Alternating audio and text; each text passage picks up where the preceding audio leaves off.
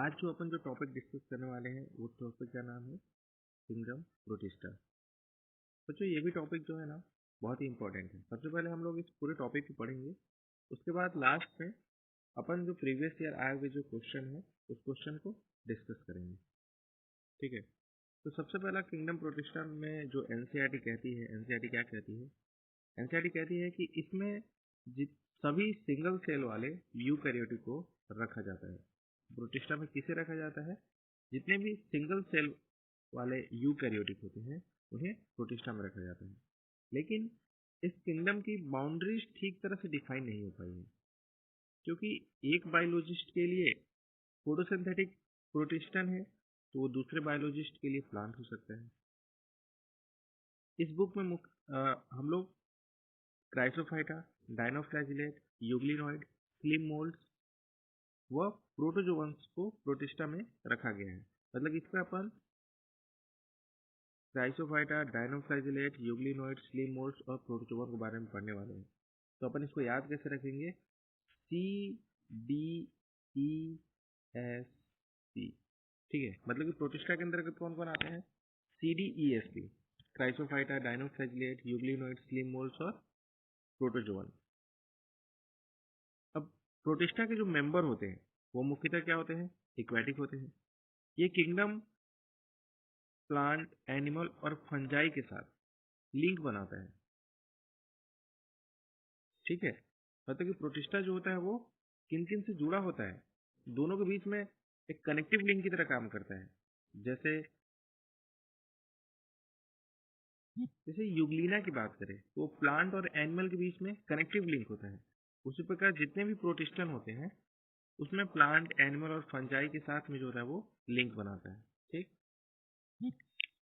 Protista eukaryotic होने के कारण इनकी सेल में वेल डिफाइंड न्यूक्लियस तथा मेम्ब्रेन बॉन्ड ऑर्गेनल होते हैं। कुछ में फ्लैजिला और सीलिया भी पाए जाते हैं। इनमें रिप्रोडक्शन एसेक्सुअल एंड सेक्सुअल होता है। Cell fusion and zygote formation द्वारा सेक्सुअल रिप्रोडक्शन होता है। ठीक है, नेक्स्ट अपन बात करते हैं क्राइसोफाइटा। क्राइसोफाइटा, इसमें दो एग्जांपल आते हैं। सबसे पहला आता है डायटम और दूसरा आता है डेस्मेड, जिसे हम लोग गोल्डन एल्गी भी बोलते हैं। ये फ्रेश वाटर और मेराइन एनवायरनमेंट में भी पाए जाते हैं। ये माइक्रोस्कोपिक होते हैं तथा वाटर करंट में पैसिवली तैरते रहते हैं। पैसिवली तैरते रहते मतलब कि ऐसे ही फ्रीली जो होते हैं वो मूव करते रहते हैं, इसलिए इसे हम लोग क्या बोलते हैं? प्लैंकटन बोलते हैं। ठीक है, अधिकतर मैक्सिमम मोस्ट ऑफ देम जो डायटम्स होते हैं वो फोटोसिंथेटिक होते हैं। डायटम का जो सेल वॉल में दो पतले ओवरलैपिंग सेल्स बनाती है, मतलब कि इसकी जो सेल वॉल होती है दो पतले ओवरलैपिंग सेल्स मिलकर बनाती है। जैसे कि ये आपस में जो है सॉफ्ट बॉक्स की तरफ फिट हो जाते हैं। जैसे आपने सॉफ्ट बॉक्स देखा होगा, मतलब साबुदानी जिसमें अपन साबुन वगैरह रखते हैं, सॉप रखते हैं, तो वो एक दूसरे में कैसे आसानी से फिट हो जाते हैं, वो इसी तरह से आपस में जो है फिट हो जाते हैं। इनकी वॉल में सिलिका होती है, इनकी वॉल में सिलिका पाया जाता है, जिसके कारण ये वॉल नष्ट नहीं होती और इस कारण डेथ डायटम जो होते हैं अपने हैबिटाट में सेल वॉल के डिपोजिट अधिक मात्रा में छोड़ जाते हैं। करोड़ों वर्षों के बाद डायटम की सेल वॉल के डिपोजिशन से जब बहुत ज्यादा डायटम की जो सेल वॉल होते हैं एक जगह इकट्ठा हो जाते हैं, जमा हो जाते हैं, तो एक डाई एटमोसियस अर्थ का निर्माण हो जाता है।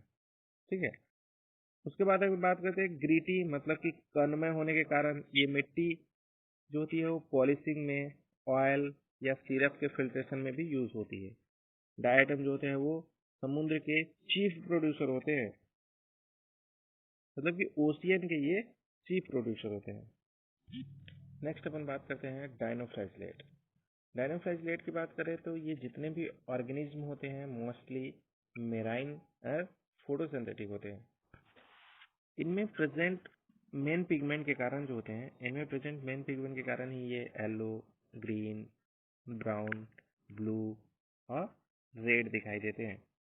सेल वॉल की यदि हम लोग बात करें तो इसकी बाहरी जो लेयर होती है पर मतलब हार्ड सेलुलोज की प्लेट होती है। मैक्सिमम जो डायनोफ्लैजिलेट होते हैं उसमें दो फ्लैजिला होते हैं, एक लॉन्गिट्यूडनल होता है और सेकंड ट्रांसवर्स होता है। ये वॉल प्लेट के बीच फ्यूरो में लगे होते हैं। फ्यूरो मतलब होता है खांच, मतलब कि खांच टाइप से होता है। जैसे ये देखिए, ये खांच टाइप से है जिसमें कि ये लगे होते हैं। प्राय रेड डायनोफ्लैजिलेट जैसे कि गोनियालैक्स में बहुत रैपिड मल्टीप्लिकेशन होता है, मतलब कि बहुत ही फास्ट मल्टीप्लिकेशन होता है, जिससे समुद्र जो होता है वो लाल सा दिखाई पड़ता है। इसे ही हम लोग क्या बोलते हैं, रेड टाइड।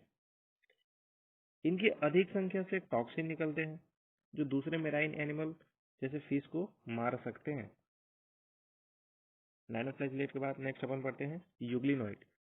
यूग्लिनोइड की जब हम बात करते हैं तो यूग्लिनोइड मैक्सिमम जो होते हैं वो फ्रेश वाटर या स्टैग्नेंट वाटर में पाए जाते हैं। सेल वॉल की जगह पर इनमें एक प्रोटीन रिच लेयर पाई जाती है जिसे हम लोग पेलिकल बोलते हैं। पेलिकल जो होता है वो फ्लेक्सिबल बनाती है। पेलिकल जो होता है इनके शरीर को क्या बनाती है, फ्लेक्सिबल बनाती है, मतलब कि लचीला बनाती है। यूग्लिनोइड में भी दो फ्लैजिला होते हैं, एक छोटा एक स्मॉल और एक लॉन्ग होता है, मतलब एक लंबा होता है। ये सनलाइट की उपस्थिति में, यदि सनलाइट प्रेजेंट है तो ये फोटोसिंथेटिक होते हैं, लेकिन जब सनलाइट नहीं होती तो ये हेटेरोट्रॉप्स की तरह बिहेव करते हैं और स्मॉल ऑर्गेनिज्म का शिकार करते हैं, मतलब कि उसे किल कर देते हैं खुद के लिए। यूग्लिनोइड में हायर प्लांट की तरह पिगमेंट होते हैं। इसके एग्जांपल में क्या आ गया, यूग्लिना। ठीक है, नेक्स्ट अपन बात करने वाले हैं स्लीप मोल्ड्स। स्लीप मोल्ड्स जो होते हैं वो सैप्रोफिटिक प्रोटिस्ट होते हैं। इनका जो शरीर होता है वो डिकेइंग ट्विग, मतलब कि सड़ी हुई शाखा व लीव्स के साथ में मूव करता है तथा ऑर्गेनिक मटेरियल को ये निगलता रहता है, मतलब कि इनगल्फिंग करता है, निगलता रहता है। सुटेबल कंडीशन आने पर ये एग्रीगेट होकर प्लाज्मोडियम बनाते हैं जो कई फीट तक ग्रो कर सकता है या फैल सकता है। बट अनफेवरेबल कंडीशन की बात करें तो अनफेवरेबल कंडीशन आने पर प्लाज्मोडियम जो होते हैं वो डिफ्रेंशिएट हो जाता है और फ्रूटिंग बॉडीज बनाता है, जिसके टिप पर जो होते हैं वो स्पोर लगे होते हैं। इसका जो स्पोर होता है, स्पोर में ट्रू वॉल्स होती है जिसमें मैक्सिमम जो होता है वो रेजिस्टेंस होती है तथा ये कई वर्षों तक एडवर्स कंडीशन में भी सरवाइव कर सकते हैं। ये स्पोर जो होते हैं वो एयर करंट के द्वारा डिस्पर्स होते हैं। एयर करंट मतलब कि हवा के द्वारा जो होते हैं इनके स्पोर जो होते हैं वो डिस्पर्स होते हैं। नेक्स्ट अपन बात करते हैं प्रोटोजोअन्स। जब हम प्रोटोजोअन्स की बात करें तो ये प्रोटोजोअन्स जो होते हैं वो हेटेरोट्रॉप्स होते हैं। हेटेरोट्रॉप्स की बात करें तो या तो प्रीडेटर हो सकते हैं या पैरासाइट हो सकते हैं। ये एनिमल के प्रिमिटिव रिलेटिव होते हैं, मतलब कि एनिमल से प्राचीन, मतलब बहुत पहले से ही एनिमल से ये जुड़े होते हैं। प्रोटोजोवन को मुख्यतः चार ग्रुप में, चार मेजर ग्रुप में डिवाइड किया गया है। सबसे पहला ग्रुप की बात करें तो अमीबीय अमीबॉइड प्रोटोजोवन। अमीबॉइड प्रोटोजोवन की बात करें तो सबसे पहला चीज कि ये फ्रेश वाटर, सी वाटर या मोस्ट सॉइल में रहते हैं, मतलब कि नमी वाले मृदा में रहते हैं। या ये अपने सीडोपोडिया, सीडोपोडिया को हम लोग फॉल्स फीड भी कहते हैं, सीडोपोडिया की हेल्प से ये मूव करते हैं और अपने प्रे को पकड़ते हैं। इस सीडोपोडिया के मूव की मदद से क्या करते हैं, मूव करते हैं और प्रे को पकड़ते हैं। यदि हम लोग एग्जांपल की बात करें जैसे अमीबा, जो प्रोटोजोवन है लेकिन ये मेराइन होते हैं और उनकी सरफेस पर जो होता है वो सिलिका सेल्स होती है, मतलब सिलिका की जो होती है वो सेल पाई जाती है इसकी सरफेस पे। कुछ प्रोटोजोवन की बात करें तो पैरासाइट होते हैं जैसे कि एंटमीबा। नेक्स्ट अपन बात करते हैं फ्लैजिलेटेड प्रोटोजोवन। यदि हम लोग फ्लैजिलेटेड प्रोटोजोवन की बात करें तो ये फ्री लिविंग और पैरासिटिक होते हैं। इनमें फ्लैजिला होते हैं। अब जो पैरासिटिक फ्लैजिलेटेड प्रोटोजोवन होते हैं वो कई बीमारियों के कारण होते हैं, जैसे कि स्लीपिंग सिकनेस। और ये स्लीपिंग सिकनेस जो होता है वो ट्रिपेनोसोमा नामक प्रोटोजोवन के कारण होता है। नेक्स्ट अपन बात करते हैं सीलिएट्स प्रोटोजोवन। जब सीलिएट्स प्रोटोजोवन की बात करें तो ये भी इक्वेटिक होते हैं। और इनके शरीर पर हजारों सीलिया पाए जाते हैं, जिसके कारण जो होती है ये एक्टिवली मूव करते हैं। इसमें एक कैविटी, जिसे हम लोग बुलेट भी बोलते हैं, एक कैविटी होती है जो सेल सरफेस के बाहर की ओर खुलती है। सीलिया के कोऑर्डिनेट मूवमेंट के द्वारा ही वाटर फूड जो होता है के साथ में गुलेट में प्रवेश करता है। मतलब जो भी वाटर और फूड होता है वो गुलेट के साथ में, गुलेट के माध्यम से प्रवेश करता है। एक एग्जाम्पल की बात करते हैं, इसमें कौन आता है, पैरामीशियम। तो पैरामीशियम में आपको एक और चीज याद रखना कि पैरामीशियम के पास में दो प्रकार का न्यूक्लियस पाया जाता है। 2 टाइप्स ऑफ न्यूक्लियस इसमें प्रेजेंट होते हैं। ये पहले क्वेश्चन एक बार आ चुका है कि paramecium has 2 types of nucleus, but NCERT में नहीं था, इसलिए अपन ने यहाँ जोड़ दिया है। नेक्स्ट अपन बात करते हैं स्पोरोजोवन। तो इनमें वो ऑर्गेनिज्म आते हैं जिनकी लाइफ साइकिल में इन्फेक्शियस स्पोर लाइक स्टेजेस होती है। इनमें सबसे नोटोरियस प्लाज्मोडियम है। सबसे नोटोरियस प्लाज्मोडियम है। प्लाज्मोडियम क्या होता है, एक मलेरियल पैरासाइट है।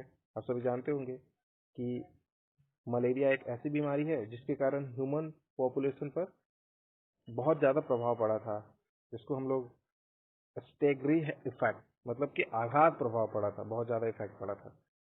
ठीक है।